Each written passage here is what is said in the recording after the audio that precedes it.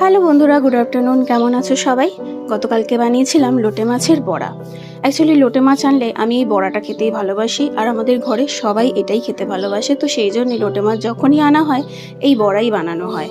তো তার জন্য আমি কি করেছিলাম, নিয়েছিলাম বেসন, ছোট ছোট করে কুচি করে কেটে রাখা পেঁয়াজ, টমেটো, হলুদ গুঁড়ো, জিরের গুঁড়ো, লঙ্কা। তো আমি কাঁচা লঙ্কা দিইনি, তাই একটু আমি গুঁড়ো লঙ্কা দিয়েছিলাম।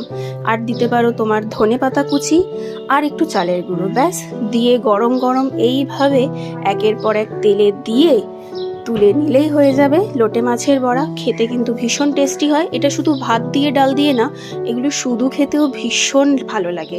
তোমরা বানিয়ে দেখো, অবশ্যই তোমাদের ভালো লাগবে। আর লোটে মাছ যারা খেতে চাও না, অনেকের শুনি গন্ধ লাগে, তারা কিন্তু এইভাবে যদি ভেজে খেতে পারো দুর্দান্ত লাগবে। এটা কিন্তু আমি গ্যারেন্টি সহকারে বলে দিতে পারি। এই দেখো, আমার প্লেট রেডি, এবার জাস্ট খাওয়ার অপেক্ষায়।